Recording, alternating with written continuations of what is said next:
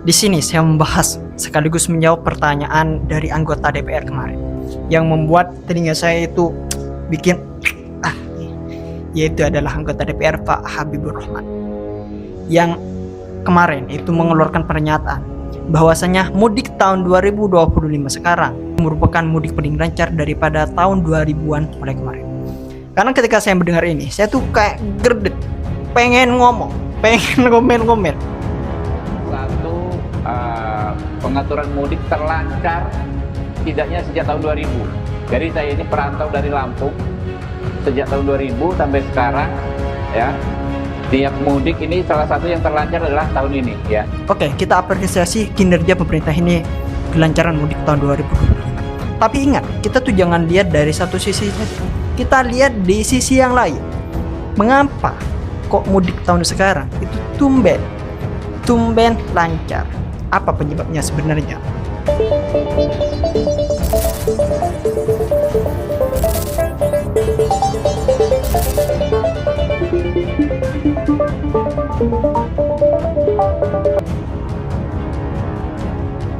Kita langsung saja belak-belakan di sini. Saya katakan di sini, penyebab utama mudik tahun 2025 sekarang itu lancar, itu bukan karena pemerintah mengatur dengan baik, menjaga lalu lintas agar tetap terkontrol, tapi penyebab utamanya ya karena pemudik tahun 2025 sekarang mengalami penurunan yang sangat signifikan dari tahun-tahun sebelumnya. Kalau kita lihat aja, jumlah pemudik sekarang itu sekitar 146,48 juta orang. Turun hampir 24%, saya katakan di sini. Turun hampir 24% dari sebelum-sebelumnya. Tentu fenomena ini itu terjadi tidak tanpa sebab. Ada beberapa faktor utama yang saling berkaitan dan membentuk gambaran besar mengapa tradisi mudik tahun ini itu tidak seramai biasanya. Yang mana ini akhir-akhirnya nanti kembali ke pemerintah. Faktor pertama yang memicu mengenai penurunan mudik tahun ini ya tentu faktor ekonomi yang menjadi penyumbang utama. Daya beli masyarakat mengalami pelemahan akibat situasi ekonomi nasional yang menentang sekarang. Banyak individu, terutama di sektor swasta, ini mengalami penurunan pendapatan. Bahkan tidak sedikit yang terdampak pemutusan hubungan kerja PHK besar-besar. Kita lihat aja mulai kemarin, berapa puluhan ribu orang yang di PHK dari beberapa perusahaan, terutama perusahaan yang pelat merah. Nah, dengan adanya kondisi ini membuat masyarakat itu lebih berhati-hati dalam mengelola keuangan, termasuk mempertimbangkan ulang kebutuhan untuk melakukan perjalanan mudik yang biasanya memerlukan biaya besar. Di samping daya beli masyarakat kita yang sudah menurun ini, ditambah lagi dengan adanya lonjakan harga tiket transportasi yang tingginya mati-matian, mahalnya habis-habisan, khususnya pesawat dan transportasi umum lainnya, biaya perjalanan yang lebih mahal. Ini membuat banyak calon pemudik itu memikir dua kali nantinya sebelum memutuskan pulang kampung. Sebagian memilih menunda perjalanan, mencari alternatif transportasi yang lebih murah, atau bahkan mereka itu membatalkan rencana mudik sepenuhnya tahun ini. Ini sangat parah sih, apalagi di kalangan aparatur sipil negara ASN. Ini juga ikut memberikan kontribusi terhadap turunnya jumlah pemudik kali ini. Jadi banyak ASN muda sekarang itu memilih untuk tetap di perantauan demi menghemat pengeluarannya. Terlebih karena dalam beberapa bulan terakhir ini pendapatan tambahan dari perjalanan dinas dan tunjangan kegiatan ini cenderung berkurang sekarang, yang diakibatkan kebijakan penghematan anggaran di lingkungan pemerintah. Ini membuat sebagian ASN itu memprioritaskan kebutuhan lain di atas tradisi mudik. Dari keseluruhan faktor ini menggambarkan bahwasanya mudik lebaran tahun 2025 itu tidak sekedar peristiwa sosial budaya tahunan, tetapi juga cermin dari kondisi ekonomi nasional. Ketika ekonomi rakyat ini melemah, tradisi sebesar apapun ini akan terkena dampaknya. Namun di sisi lain, meskipun jumlah pemudik ini menurun, pemerintah dan aparat terkait mencatat bahwasanya arus mudik tahun ini langsung lebih lancar. Angka kecelakaan lalu lintas menurun, mencerminkan bahwa kualitas pelayanan mudik ini tetap menjadi prioritas di tengah tantangan yang ada. Kalau saya analisa dari beberapa faktor ini, fenomena penurunan jumlah pemudik pada tahun 2025 sekarang ini memang patut diapresiasi dari sisi kelancaran arus lalu lintasnya. Namun, jika malah ditelaah lebih dalam, capaian ini bukanlah sepenuhnya buah dari perbaikan sistem transportasi atau manajemen mudik yang efektif.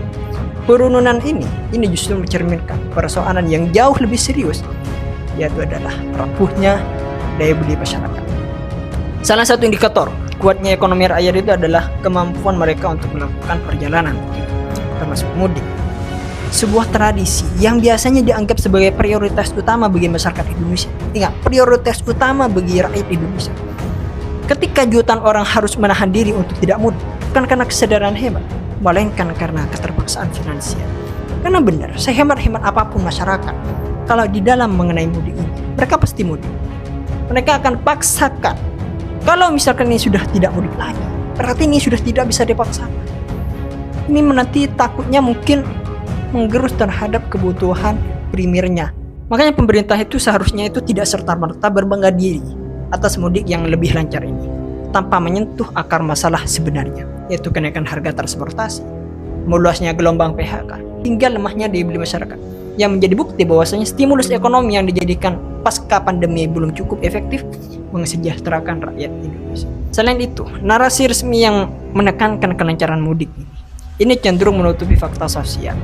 Alih-alih memperbaiki kondisi fundamental ekonomi rakyat, narasi keberhasilan teknis seperti ini, pengelolaan lalu lintas justru dipoles untuk mengesankan situasi aman dan terkendali di Indonesia ini. Ini berbahaya. Karena gini, dengan adanya ini nantinya dapat membuat pemerintah dan publik itu lalai terhadap persoalan substansi yang sedang menggoroti fondasi sosial ekonomi nasional kita. Dengan kata lain, lancarnya arus mudik tahun 2025 ini bukanlah tanda kemajuan, melainkan ini menjadi cermin suram kondisi ekonomi rakyat di Indonesia.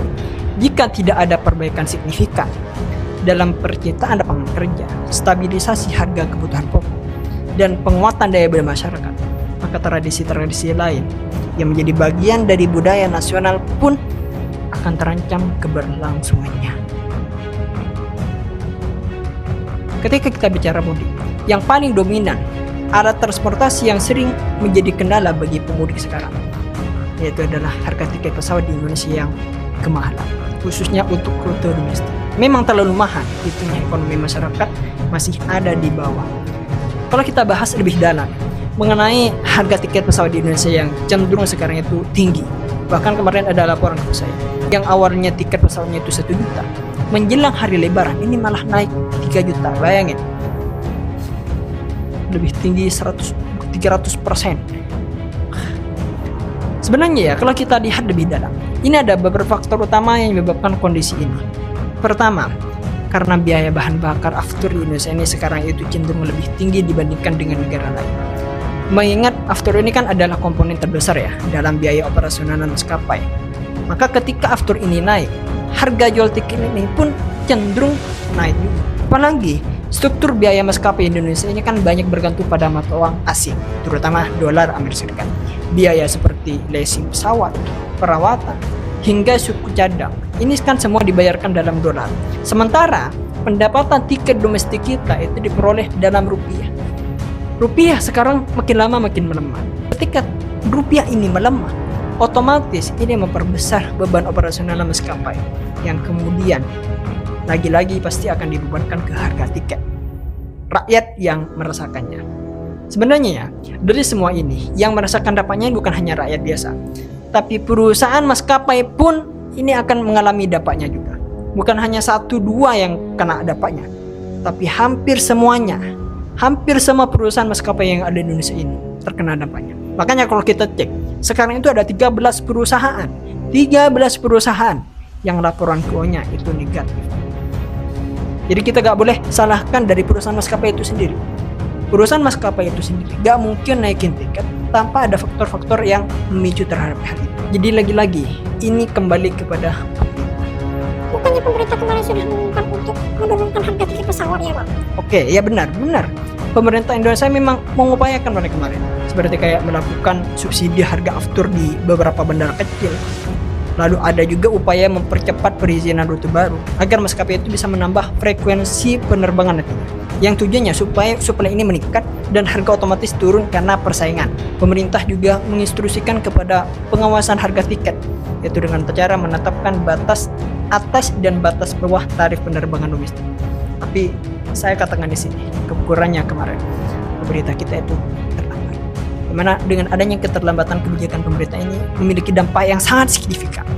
Jika pemerintah ini bersikap proaktif, misalnya dengan memberikan subsidi harga aftur atau menerapkan regulasi yang dapat meredam lonjakan harga sebelum terjadi peningkatan permintaan, efek penurunan harga tiket pesawat ini bisa lebih terasa nantinya. Namun ketika kebijakan ini hanya bersifat reaktif dan datang terlambat kayak sekarang, pemerintah turun ketika sudah harga tiket naik. Nah, langkah-langkah tersebut ini tidak cukup untuk menutupi faktor-faktor struktural lainnya, seperti kayak yang sudah sebutkan saya tadi, tingginya biaya operasional, fluktuasi nilai tukar, dan kurangnya kompetisi di pasar. Akibatnya, meskipun ada upaya penurunan harga dari pemerintah kemarin, ada intervensi pemerintah kemarin, masyarakat ini masih harus menanggung harga tiket yang tinggi. Sekali lagi ya, saya membahas mengenai inti dari film.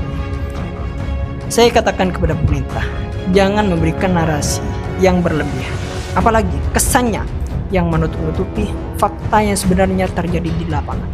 Pemerintah mengapresiasi mengenai kelancaran mudik ini sampai membanding-bandingkan pada tahun 2000-an kemarin. Tapi fakta yang terjadi, apakah jumlah pemudik sekarang sama dulu itu sama? Beda, turunannya hingga 24%. Jadi kita nggak boleh meningkatkan dengan yang dulu. Yang dulu tuh pemudiknya banyak. Sekarang pemudiknya ini turun 24%. Jadi kalau mau menurunkan nasi, cantumkan dong dengan faktor-faktor yang lain juga.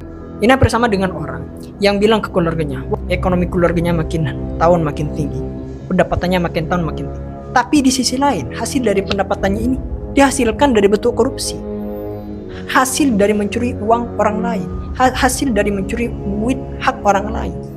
Nah, ini kan seakan-akan kayak baik, seakan-akan kayak bagus pendapatannya naik, tapi di sisi lain ada hak orang lain yang diambil olehnya. Ini yang bersama. Bukan saya mengecap korupsi ya, enggak.